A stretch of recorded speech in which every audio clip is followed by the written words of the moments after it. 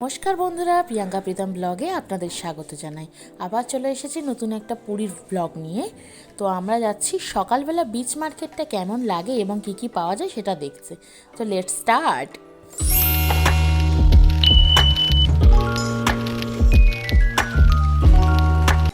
সকালবেলায় উঠে পড়েছিলাম টোটোতে হোটেলের সামনে থেকে।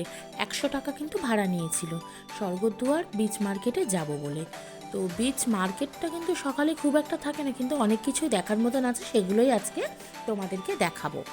তো আমরা কিন্তু চলে গিয়েছিলাম, তখন বাজে 5টা, কিন্তু আমরা একটু তাড়াতাড়ি বেরিয়েছিলাম। 6টার মধ্যে গেলে সব কিছুই তোমরা দেখতে পাবে।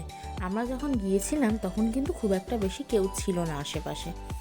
তো যেতে যেতেই একটা ইম্পর্টেন্ট কথা তোমাদেরকে বলি, সেটা হচ্ছে তোমরা কিন্তু যদি মাছ ধরা দেখতে চাও বা জেলেরা যে মাছ বিক্রি করছে সেটা দেখতে চাও, তার জন্য তোমাদের স্বর্গদুয়ারে নেমে আর একটু 5 থেকে 10 মিনিট হাঁটা পথে যেতে হবে।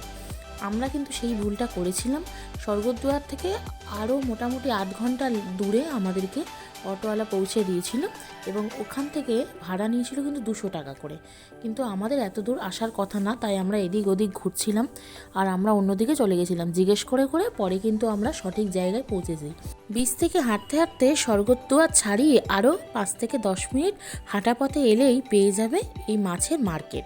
এই মাছের মার্কেটটা কিন্তু 5:30 থেকে 6টার মধ্যে বসে যায়, 6:30 থেকে 7টার মধ্যে কমপ্লিটও হয়ে যায় মাছ বিক্রি করা। আমরা যেহেতু অটো করে অনেকটা দূরে চলে এসেছিলাম, তাই আমরা আরও এগিয়ে যাচ্ছি পিছনের দিকটায়। বিশেষ করে হোটেল থেকে যখন অটোতে উঠবেন, অবশ্যই খুলে অটোওয়ালাকে ভালো করে বুঝিয়ে বলবেন কোথায় যাবেন, না হলে আমাদের মতোই আপনাদের ভুগতে হতে পারে। তারপর রাস্তায় গরম গরম একটু চা খেয়ে নিলাম। তারপরে আসল জায়গায় কিন্তু চলে এসেছি। দেখুন এই যে আশেপাশে যে নৌকাগুলো দেখতে পাচ্ছেন, হ্যাঁ, এই জায়গাটা আসলেই মোটামুটি আপনি ভাববেন মাছ মার্কেটে চলে এসেছেন। ব্যাস, তারপর মাছের জাল থেকে মাছ ছাড়ানো শুরু হয়ে গেছে। দেখো, এগুলো কিন্তু শীতে পাটি মাছ, যেগুলোকে অনেকে শীতে হাড় বা তরোয়াল মাছ বলেও চেনো। দেখো, এই শাকগুলোও কিন্তু সমুদ্র থেকে ওরা পেয়েছে, এগুলোও কিন্তু বিক্রি করার জন্য। এখানে মোটামুটি শুধু শীতেহাড় মাছই দেখলাম, তারপর দু একটা আরও ভোলা মাছ বা আরও নানান রকমের মাছ, যেগুলো আমি নাম জানি না। এই যে মণিমুক্তগুলোকে দেখাচ্ছে নানান রকম চুনি পান্না পাথর বলে বিক্রি করছে, এই ফাঁদে কিন্তু কেউ পা দেবেন না, কোনোটাই কিন্তু সত্যি নয়। এগুলো জাস্ট কালারিং একটা পাথর, অনেক অনেক দাম বলে বিক্রি করবে। এখানে শুধু দেখেছিলাম কাঁকড়া, মনে হচ্ছিল মরা বা কবেকার জানি না। তারপর চলে গেলাম আরেকটু দূরে। দেখো, এখানে ওই কয়েকটা ভোলা মাছও আছে, তারপর বেশিরভাগ কিন্তু এখানে ওই তরোয়াল মাছই। পাশে কিন্তু অনেকজন মহিলাকেই বসে থাকতে দেখবে বঁটি নিয়ে। ওরা কিন্তু মাছ কেটে দেয়। মাছ কাটতে কেউ নেয় 30 টাকা, কেউ নেয় 20 টাকা, আবার কেউ 50 টাকাও নেয়। সমুদ্রের ধারে মার্কেট দেখার থেকে সমুদ্রটাই দেখতে ভীষণ ভালো লাগে। তো তারপর দেখো এখানে আরও একজন মাছ নিয়ে বসেছিলেন। তারপর দেখো সমুদ্রের এত সুন্দর ঢেউ, এটা দেখার পর আর মনে হবে না যে আপনি অন্য কিছু দেখেন। দেখুন, আর সকালবেলা কিন্তু নেই নেই করে অনেকেই স্নান করছে। তারপর এখানে উট আর ঘোড়া তো আছেই, এদের সাথে ফটো তুলতে গেলে কিন্তু আপনাকে 30 টাকা করে দিতে হবে।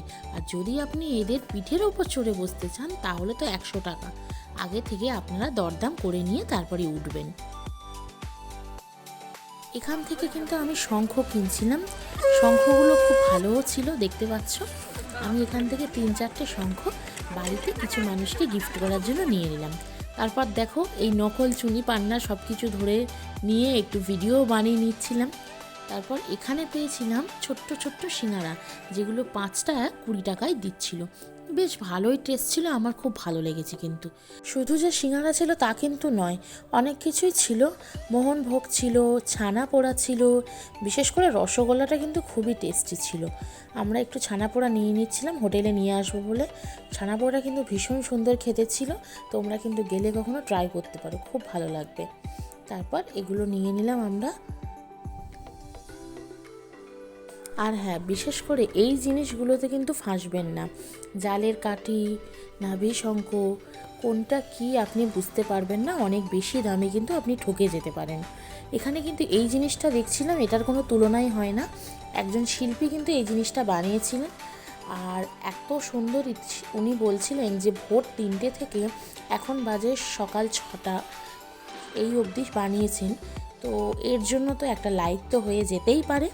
যাই হোক, তারপর দেখো এখানে রসগোল্লা মোহনভোগ খেয়ে নিয়েছে। মোহনভোগটা খুব একটা টেস্টি লাগেনি, আর সবথেকে টেস্টি ছিল কিন্তু এই রসগোল্লাটা, দারুণ ছিল। আর দেখো এখানে আমি 2টো রসগোল্লা একটা মোহনভোগ নিয়ে নিয়েছিলাম। তারপর মোটামুটি সবার টিফিন করার ইচ্ছা হয়ে গেছিলো। তো এখানে মা নিয়ে নিয়েছিল হচ্ছে ডিম টোস্ট। ডিম টোস্টটা একটু খেয়ে দেখবো কেমন লাগছে। তারপর কিন্তু এখানে পিতামার আমার জন্য ম্যাগিও নিয়ে নিয়েছিলাম। দেখো ডিম টোস্টটা কিন্তু ভালো ছিল, বেশ ভালো, পেঁয়াজ টমেটো ক্যাপসিকাম দিয়ে করেছিল। তো এরপর ম্যাগি চলে এসেছে, দেখো গরম গরম ধোয়া ওঠা ম্যাগি। এটা কিন্তু বেশ ভালো ছিল, কিন্তু আমি যেহেতু ক্যাপসিকাম খুব একটা পছন্দ করি না, সেহেতু আমার খুব একটা ভালো লাগেনি। তো মোটামুটি ছিল।